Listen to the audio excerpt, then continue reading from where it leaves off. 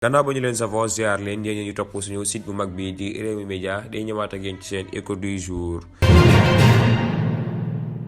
tey altine ñaar fukki fan ak ñaar ci weeru janvier atum 2024 ñu ñëw ak yéen jukkil leen li gën a fes ci xibaar yi dañu koy dooree ak li nga xamante ni si moo di manko wutu ndam li maanaam Sénégal yi nga xam suñu gaynde yi nga xamante ni si ñoo nga foofee ca Abidjan ca Côte d'Ivoire war a match ñi nga xamante ni si ñoo di waa Guinée nekki ëllëg ci bu 17h jotee match boobu nag war a dox ci Sénégal ak Guinée mu mel ne kat match boobee de match bu am solo ndax ñi nga xamante ni ñoo di Sénégal yi dañoo bëgg a génne première ci li nga xamante ni si moo di poule bi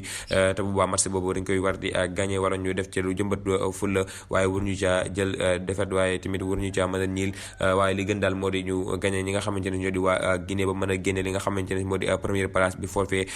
ci groupe bi ñu bokk ndax ñi nga xamante ne ñoo di Sénégal ñu bëree bëri ñu ngi leen di teg gët ndax kat équipe bi nga xamante ne si indi nañ ko foofee ca Côte d'Ivoire ngir bëgg a jëlaat li nga xamante ne si moo di coupe bi ñu ñaan nag gaynde yi bu baax a baax ñu mën a indiwaat coupe bi fii ci réew mi gannaaw loolu day ñibbisaat fii ci Sénégal wax ci yi nga xamante ne si ñoo di avocat yi nga xam ñooy layal ki nga xam ne moo di Bassirou Diomaye Faye ñoom nag ñee nañu dañoo bëgg ëpp liberté provisoire boo xam ne dañ koy may ki nga xamante ne si mooy Bassirou Diomaye Faye ngir mu mën a campagne génn wàcc ci terrain bi def ne ay moromam moom mi ñoom ñi nga xam ne ñoo di ay avocat yi Bassirou Diomaye Faye nag nee na loolu danañ ko yóbbu fi nga xamante ne si moo di ca këru attekaay yi ñu mën a bàyyi ki nga xam ne moo di Bassirou Diomaye Faye mu am liberté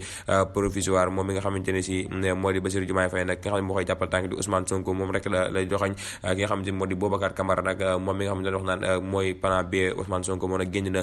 weddi wax jooju nee na moom du plan 2 kenn moom plan A waa Sénégal gi yëpp la maanaam boppam lay demal moom mi nga xamante ne si moo di Boubacar Camara moom mooy génn wax jooju génne nag wax jooju nga xamante ne si ñu ko doon ruumandaat fan yëpp mu génn nag weddi tuuma yooyu nga xamante ne ko ci boppam moom mi nga xamante ni moo di Boubacar Camara waaye ki nga xamante ne si moo di Bassirou Diomaye Faye mel ne analyse yu bëri génn nañ analyser li nga xamante ne si moo xew ci diggante moom ak Ousmane Sonko ñe nañu bu ko Sonko jàppale mën naa dem deuxième tour wala sax mu gagné élection yi ci premier tour yi moom ñoom ñi nga xam ne ñoo di analyse yi nag loolu nag ñe nañu mooy li nga xamante ne si moo am te moo wér yéen ñi nga xamante ne si ñu topp suñu site mag bi di Rewmi Média yi bu leen fàtte partage te j'aime te abonné dana yokk doole pass ba dana tax lépp loo xamante ne si am na ci réew mi ak bitim réew ngeen jot ko ci daar bi